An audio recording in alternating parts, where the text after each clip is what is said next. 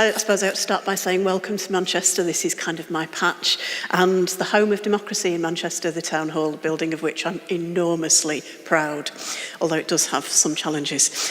I'm going to talk for 5 minutes, maybe a bit less, about devolution in Manchester and some of the challenges that poses about democracy and engagement. But this morning I've had a very salutary lesson in the interchangeability of politicians, so I thought I might start with that. There are 2 deputy leaders in Manchester. The other one is Bernard Priest. We share an office just around the corner. And Bernard had a lot of stuff to bring in with him this morning, so he came in his car and said to the guy on the barrier, "Can I just take my car in the courtyard while I unload?" And the guy said, "I'm sorry, not this morning, you'll have to do it from the street because we've got a very important MP in the building." So Bernard said, "Who is it?" And he said, "I think it's that Tony Blair." And Bernard thought, Tony Blair in the Town Hall, maybe he's at FutureEverything, who knows, but didn't see him on the list. And he said, "Tony Blair?" He said, no, not him. It's David Cameron, that's who it is. And Bernard thought, I'd probably have known if David Cameron was coming, but by a process of elimination, they got to who it actually was. And it's George Osborne, who is actually in the Town Hall today signing an agreement about devolution. But that is just a lesson about how similar politicians are in people's minds. It's a really abject lesson for me, although hopefully nobody's going to confuse me with George Osborne, but then who knows. So what George was actually here for was to sign the health devolution agreement that some of you might have seen the press coverage of over the past few days about health spending in Manchester and how we can spend money together to get better results for people. And Manchester's really at the forefront of devolution, a subject very close to my heart, very close to Pat's heart as well, as I know. How can we bring decision-making and budgets and money closer to local communities is at the heart of what we want to do. And we hope that we're leading the way about how some of that can be done. And we have quite an ambitious programme. Public spending in Manchester and Greater Manchester is about £22 billion. Most of that is spent on a national basis. And our aim is to have control locally of the whole of that £22 billion worth of spending on health, on our economy, on skills, on everything that you can think of, because we think we know our area best, we know how best to spend the money. If they won't let us spend it directly, we should at least have a much greater influence on how that is going to be spent. You know, we see ourselves as the driving force between what's become known as the Northern Powerhouse. And it's a very exciting place to be at the moment. And the prize of that, you know, having control over our destiny, not determined by Whitehall, but determined in Manchester itself, is a really big opportunity. There's an American academic called Bruce Katz who's written a lot about the metropolitan revolution and about the idea of city mayors. And there's a quote in one of his books which is really, I think, at the heart of what I think is the difference between local and national politicians. He said, local politicians are more popular and take better decisions because they have to live with the result of those decisions in a way that national politicians don't. And that really, for me, is at the heart of why I want to do what I do about devolution. But there are some challenges about that. How do we communicate that we believe that decisions taken locally are best for people and that they should have a say in those decisions? How do we make them feel engaged and understand what we're doing? These are decisions that affect people's day-to-day lives, and we should be laying the foundation as part of devolution, greater citizen involvement in those decisions, and a better way of communicating to people our vision and how they feel connected and can influence that. So we need to deal with things like encouraging people to vote. At the same time as we're doing this, wanting to encourage people to vote, the turnout in the Scottish referendum was absolutely amazing.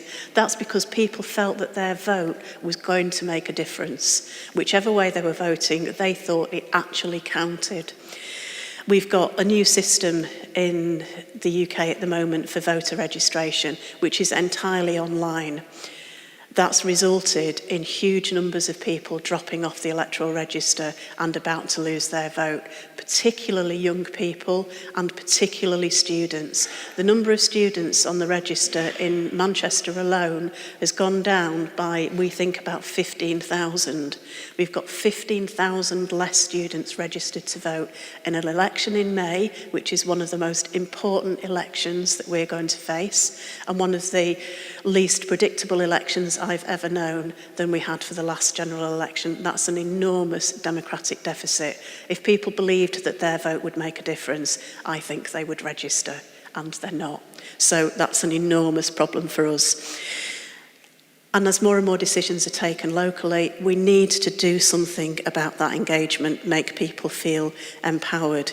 So we need to make the most of our powers and make people see what difference it makes to us. It's a particular problem for us in Manchester. It's a problem that I'm quite pleased we've got in a way. There are 96 councillors in Manchester, 95 of them are Labour councillors. That puts an enormous responsibility on us. I like winning elections. I'm a Labour Party politician. That's kind of what I do. But it puts a big responsibility on us to communicate. We keep getting called in the press a one-party state.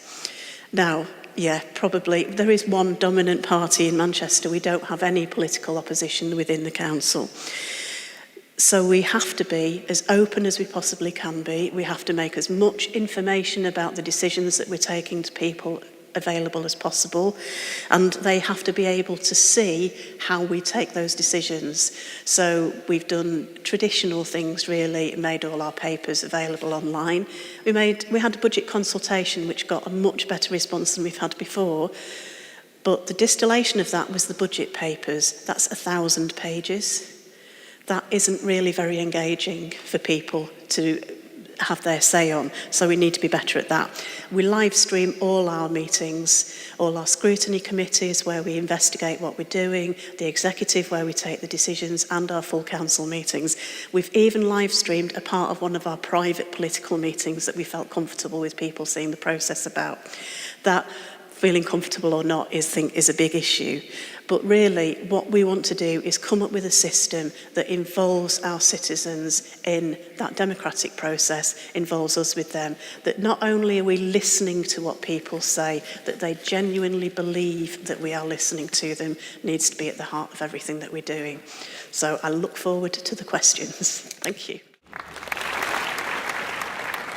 All right, I would say one burning question, which will then hopefully incite conversation between the four of you. But straight away for Gabriella, a fantastic presentation and really echoed a lot of my experience actually through the last 18 months. But there was three things coming to mind in my head. One was the way that city squares have become theatres for politics and protest and sometimes even national renewal.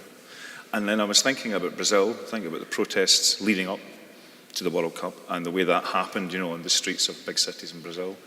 And I'm thinking about, in Glasgow, the battles to take a place like George Square, which has been like a historic assembly point for, 100 years, 150 years, and defend it against the mollifiers and the developers and just leave it as a public space.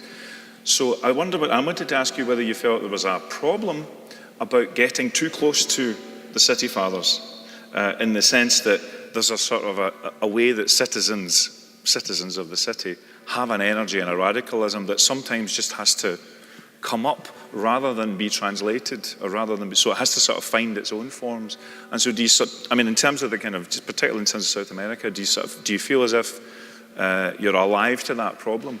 Not that you're commodifying dissent or bureaucratizing the dissent, but that you could be getting too close to the government and to the city fathers and not allow for things to kind of come through that were critical or radical or genuinely oppositional. What do you think of that point? Well, protests right now in Mexico in general are a big thing. We've had several very problematic things happening on a federal level, things that don't necessarily happen in Mexico City always have a social repercussion nonetheless, because we are, I believe, kind of like the voice of the rest of Mexico. This is the bigger protest of things happening in other states actually happen in Mexico City. First of all, because Mexico City houses 34% of the population in general. So that in and of itself makes it into definitely like this echo of whatever happens in other places.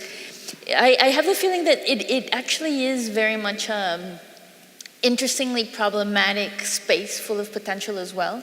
Because first of all, many times we're in search of these social thermometers of feeling of just like trying to tap into these social energies.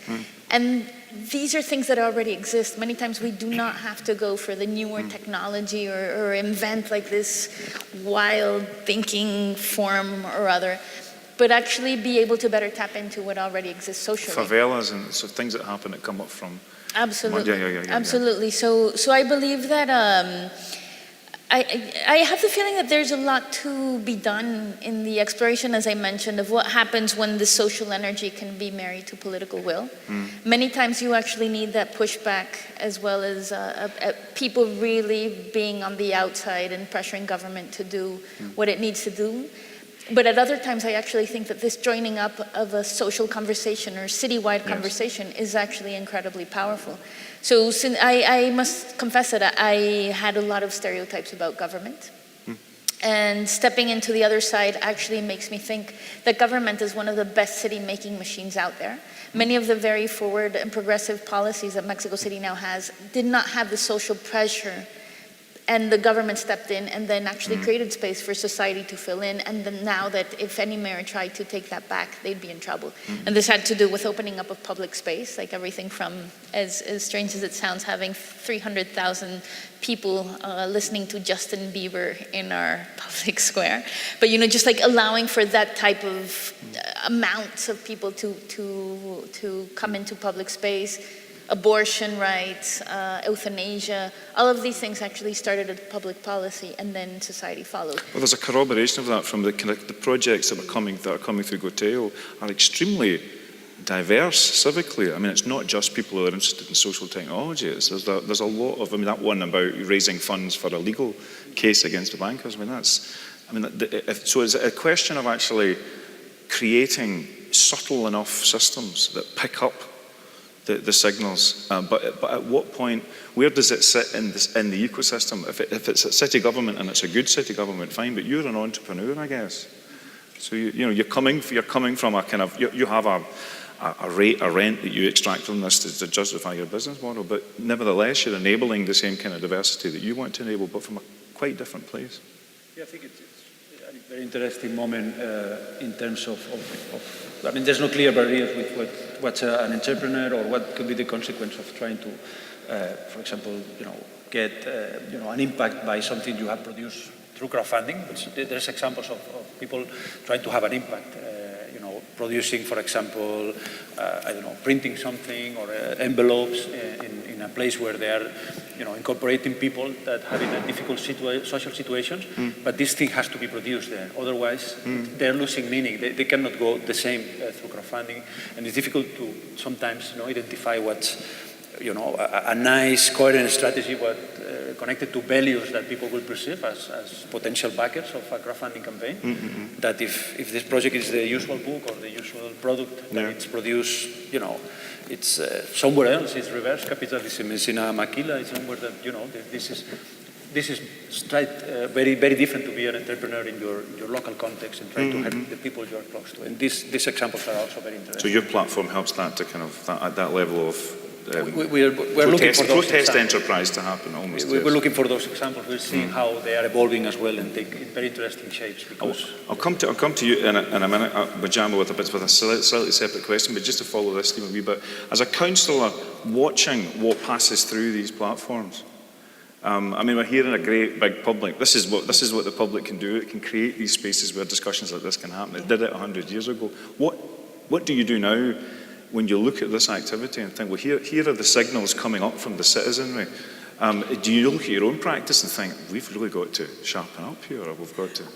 I think you do. I mean, Manchester's got a really radical history of indeed protest. As radical as it gets. As radical as it gets. It's the home of a lot of protest. It's the home of the suffragette movement, all that kind of thing. And I actually think part of my job as a politician is to feel uncomfortable about things if people feel that I should be. So it's about how do people have those opportunities to make me question what we're doing, make us question what we're doing rather than me as an individual, make me feel uncomfortable. You know, how do we do that? How do we enable people to get their voices heard? How do we enable them to do what they think is important, not what we think is important? How do we go down to small communities and make them feel engaged with this big monolithic stuff that goes on in here? It's quite hard. But a really practical question on this. Yeah. For example, if you're in control of more and more of your fiscal environment, is there any way that you could decide that a proportion of people's taxes are called citizen tokens and get used in platforms like yours and yours to make decisions about funding entities? Now, is that the city government incorporating, sucking in levels of civic innovation? Or is it that classic 19th century moment where you respond to the workers' libraries or you respond to the private railways and you think, right, there's a municipal dimension to this? I mean, I think it's a properly ambiguous question, whether you do stuff or whether you let it alone. I think you have to do a mix of both. I think you have to do stuff, but you have to... We've just gone through our budget, as I said. We've had to take huge amounts of money because of the cuts that we've had from the government. One of the things we've protected is a very small community budget, which is around £25,000 per ward, per area in Manchester, that's determined locally what that's spent on. And it's allowing people to have £500 that sets up a community group, or £1,000 that enables them to do something locally that helps them engage young people, is much more powerful than some of the decisions we take in here about hundreds of thousands of pounds. So you have to have that element as part of it. I think there's a gap in between. Anyway, there is, you're right. Do you want to respond to any of this? Because I've got a specific question that I wanted to ask you about your particular thing, your particular presentation. Maybe I could. Yeah, you want to hear the specific, or you want to? I actually, to be frank, I didn't like your question about the. I didn't ask you to like my question. Not my question, but I think it's not sort of a valid question to think of civic innovation labs sort of a selling out kind of. I got a bit of that impression when you ask whether they should be collaborating with the government. If you want to have an impact, you need to deal with the ones who can make the impact, and government has the impact in government issues. So, I mean, it's, because I've been in the media culture field earlier, and that field is very self-sufficient, and it tends to be really happy about dealing with themselves. That has no impact. I mean, it creates lots of criticism, lots of good papers even, but no impact, because for them it's enough that their peers are happy for what they say. But if you want to have a real impact in the society, you need to go in the society. And then you deal with both the people and the power which has which implements things in society. So I think it's absolutely necessary to deal with the government if you want to be anything else than just nagging columnist. No, but I mean, I have to say, one of the reasons why I'm asking this question is because I was just at a conference in Dubai called the Government Services Conference. Yeah. And they're equally obsessed with apps and labs and platforms. But plebiscitary democracy is not necessarily a part of that picture. Yeah, that is true. But I'm just trying to kind of, so there's a perspective on governance that and city governance that it's a really interesting question. Yeah. But it doesn't necessarily fall within the coordinates of Fukuyama's I could actually ultimate liberal Western market. Short sentence on that. I think one of the risks we do have in this field is that we might misunderstand or misread tools as an ideology. Yes, indeed. And tools are not an ideology. Tools are a way with which you can do many things. You can use apps and labs and hacks for different ideologies. And by themselves, they don't form any ideology. And they don't solve any issues unless they are connected in some target which is beyond the tools.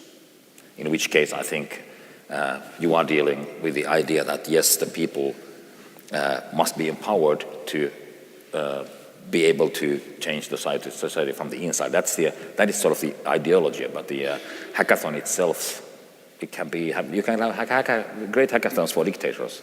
The question Probably would be cool. There was a point you made in your presentation, which I wanted to pick you up, which, and it's based on my personal experience, going around cities. Now, what's the app that I reach for when I land in a city? It's Google Apps. Yeah. And whatever they've done to kind of deal with flows of data coming in, I can now navigate a city by virtue of looking up a style guide and then turning on my location, and I'm there. But it's quite interesting that the icon for public transport on Google Apps is a bus. It's not a train, it's not a tram. Because from the perspective of Palo Alto, Cupertino, it's only private buses that actually work as kind of public infrastructures. So, but that's a question about the universality of these apps. I mean, you're getting stuff coming in from China, from Japan, and various other places. So you mentioned it. I think it's a really good point that cities can be thinking that they have a certain amount of agency in this, but they're also in the networked world, and things are coming to them like steam trains. And so it's how do you have the wisdom to think that a big system comes in and actually just step changes the way that a citizen operates. It is, that's one of the facts because of the nature of the internet. Anyone can do anything on the internet, anyone can launch an app, but actually it also creates monopolies faster than anything ever. I mean, we have never seen as quick monopolies as the internet has created, so it's the other side of the of the coin. And yes, Google is the biggest urban innovator at the moment. I think, cities, of course, must be aware of that. Sure, and yes, well, we can talk about democracy and US platforms, but maybe we shouldn't go into that. No, sure. Because I see we should be pretty careful about taking democracy in those realms. Well, so the other element of this discussion, the reason why I'm here is because, I'm slightly going against myself because as someone who's been active in the Scottish referendum, I'm particularly interested in legitimate governance, But it's that question of tools. That's a really good point. Tools are not ideologies. And to what extent, just to come back to yourself, how do you feel as if you're in a moment? I mean, what's the ideology of a public library? When workers got together to subscribe to create a public library, to put information into the communities, it wasn't so much an ideology, it was almost like a sort of civilizing impulse, So is there a sort of sense in which you've got to try and think about almost like a kind of classicism, that you're actually going back to the agora, the moment of the agora, and updating that for the present? It's literally, Ivan Illich called them tools for conviviality, but you're creating tools you're crafting tools that have to last and have a lot of generalized effects. So it's as much talking to you as a craft person. Are you aware that you're creating these tools that are elegant, beautiful, functional, multifunctional, and that have to last and work for a whole variety of different social groups, rather than just solve a particular problem? It's a very interesting question. One of the things that we really reflected upon a year and a half ago when we were born was a little bit what is our way of being in the world, and one of the reasons why instead of being a laboratory for government, we decided to be laboratory for the city in its specific translation is because government is very much about the city, and I think this question of what a city is for has been changing. And I also think that it changes from context to context. So in Mexico City, where, as I mentioned, 50% of your population is working in the informal economy, or 50% of your population is under age 26, I actually do think that these types of spaces, even though, for example, many of my counterparts try to stay away from politics as much as possible, one of the things that we've seen is that this thing of the city as the polis and as the agra actually has embedded in it a need to actually also engage with the type of city that you want to create, and also understanding these, again, like government as a city-making machine, but not necessarily the ideology of government, but actually what you want your city to stand for. So even though I absolutely agree that the tools per se are completely neutral, one of the things that we've also seen is that they're also embedded in an idea of a city as well, and an idea of a society once you implement them. So if you actually have something that catapults certain type of social, a code, if you will, into the social scape, that actually can have very different repercussions on just like I do think that one has to be clear from where one is starting off. And I think in terms of a megalopolis with these characteristics, thinking about the commons and the creation of public value and all of these things is actually something that we're incredibly interested in. No, I mean, and I just want to ask, the word city centre, I know this is a ridiculous thing to say in a context of civic innovation and the city, but there's a word city centricity is coming to my head here, just to the extent, so here are these pulsing, networked megalopolises, where fantastic institutions are creating plans and sending out social experiments, and the presumption is that the tide of history is sweeping people towards cities. Do we simply presume that that's good? That people human beings in an urban fabric is necessarily the best way for human beings to be in the urban fabric? I mean, what's Manchester's relationship to the greenfields or the rural communities around about it? Does it have a responsibility to those areas? Or is it, this is where the action is, so come in here, use your tools, be part of this fantastic municipality, because that's the way that history is going. But there's a lot of discussion about how some of these technologies could be empowering localities that are not necessarily urban localities. And I'm just challenging you to sort of think, are you being city egoists, civic egoists, just to some degree? I think there is a danger of that. And I think part of it is allowing people to create their own models. I mean, I talked a lot about city regions, about devolution to Greater Manchester and Manchester. And that's what I'm interested in because it's my city. The first time in the census that there were more people living in what we'd now call urban areas than rural was 1851. So it's actually a process that's been going on for quite a long time.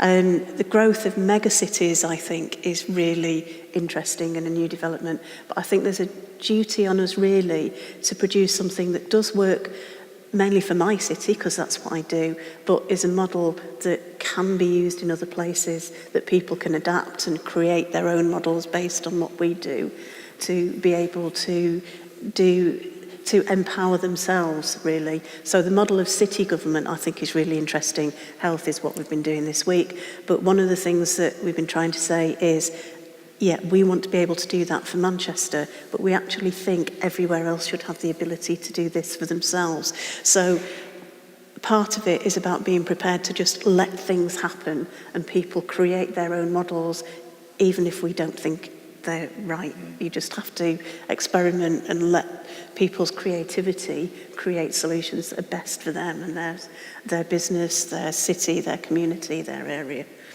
I mean, I just remember, I want to come back, but I remember in this Dubai conference there was an MIT presentation of talking about transforming tower blocks into city gardens and using sort of hydroponic technologies to massively increase, the productivity of food making. And it looked incredibly ingenious. But, when I think as a Scot, and I have an imaginary of my country in my head, I think green fields and vast areas that were cleared and maybe need to be repopulated, but necessarily in with this kind of intense sort of networked civicness. I mean, do you have that sense of slightly narcissistic take on being the city as the agent of the future? What we have seen, and connects also to the idea of technologies, not being or tools not being an ideology, but they are very, very good for ideologies. Or what happens with transparency? For example, I will come to your question. But yes. I was thinking when you mentioned that there's, at least in Spain, an increasing importance in the debate about transparency and getting to know the details of where the money is going, who's responsible, where are the relationship between politicians and big companies, and this is a social demand. And this has been channeling, and we have experiences, just one part of the story, which is, okay, for specific tools that can be used and can be replicated because they are open source, we will need some resources.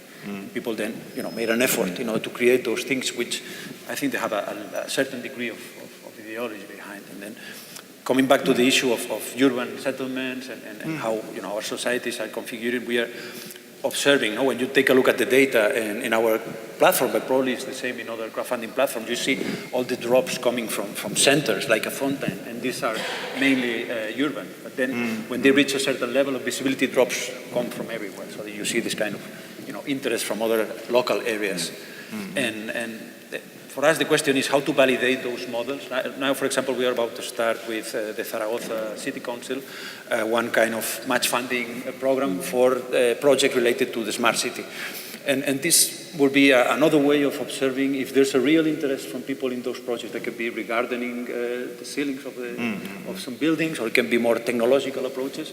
But then money will be also an indicator of the interest between the people and the big or small plans from the city council to bring some new things and validate them. And I think it's an interesting thing always when money's in the middle, because it generates discussion.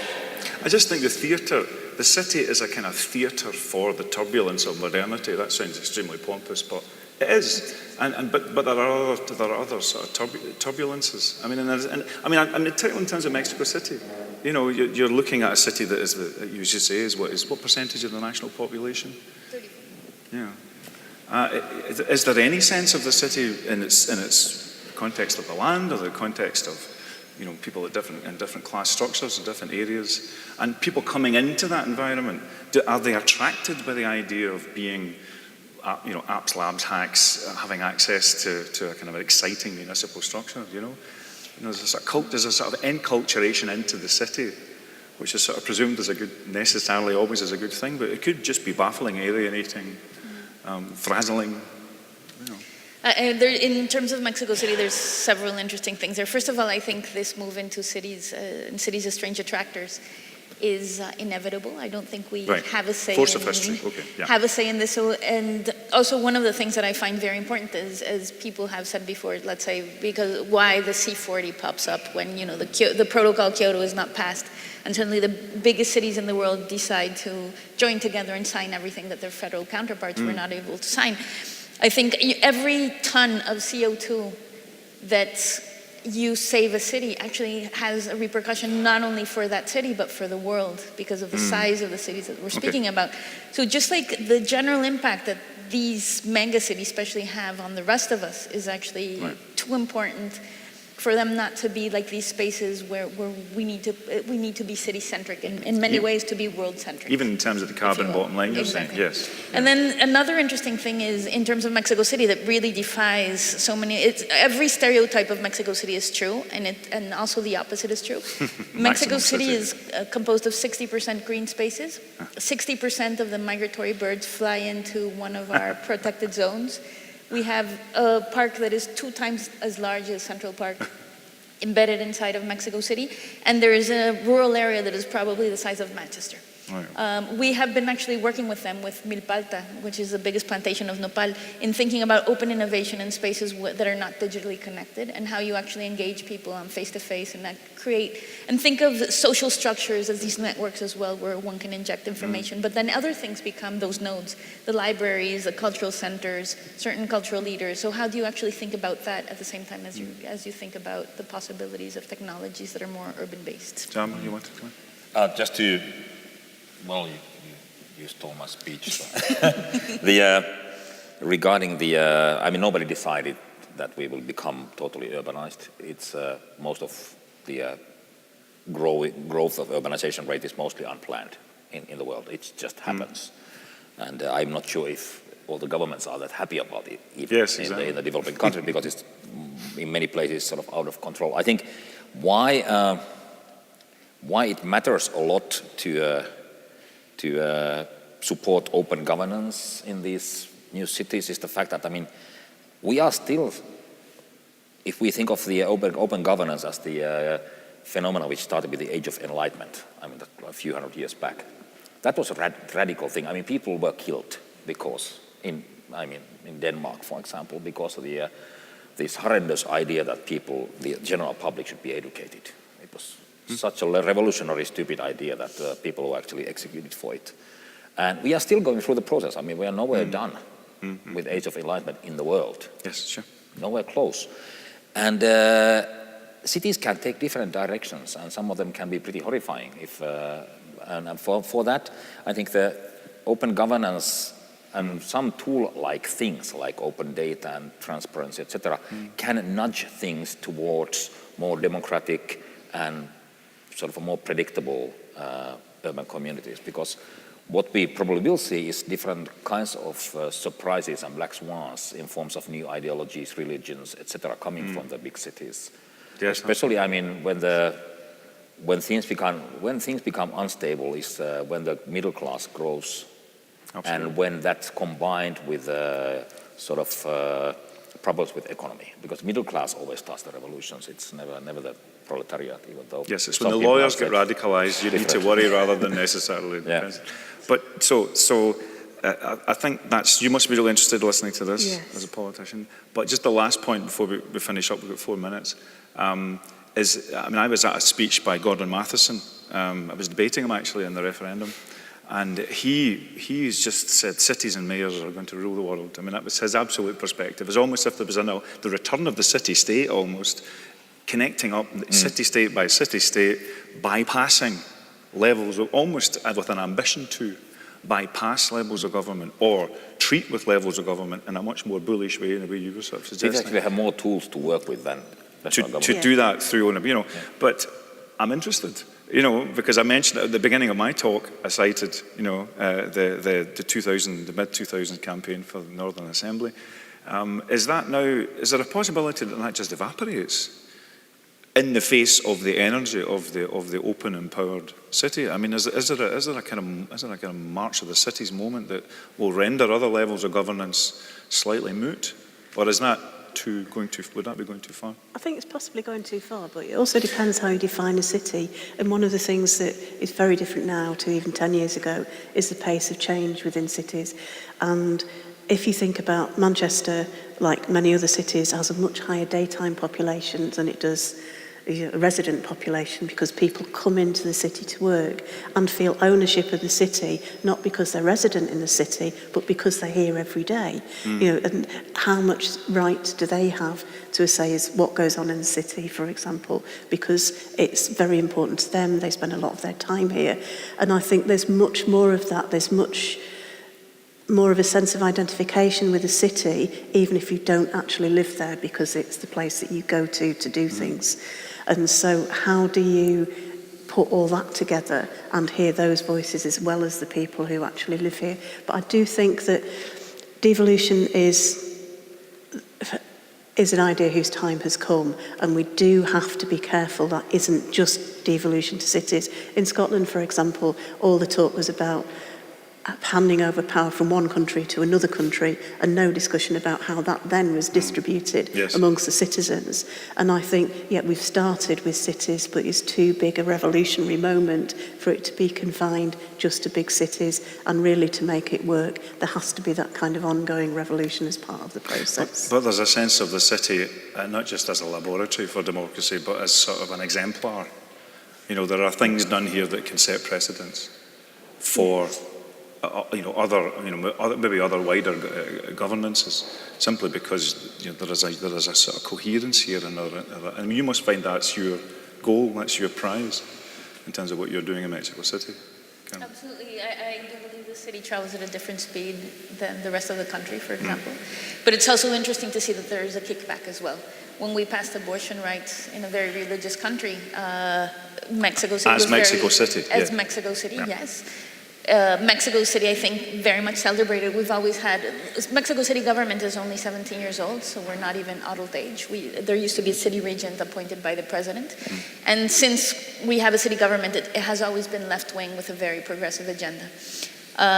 When we passed abortion laws, for example, other states are following suit, as well as gay marriage, and other ones are actually going 100 years back in history. So, for example, Guanajuato suddenly got a super outdated law, and now kissing is prohibited in public. So it's also very interesting to see that this effect... Devolution. Exactly. It can function as a Musen example, but it also helps for some cities to slip back. Okay. I mean, yes. You have to balance somehow. Yeah. We're out of time, 30 seconds, if you want to make a point. Well, no, yes, we were talking, I was thinking to what extent, from my perspective, if in this era that has started with models like crowdfunding, I think that the concept of participatory budget and citizens and tools for letting citizens not only know where money goes, but having a say, this is a terrain that has to be explored in many ways as a good, and as a quite interesting, area to.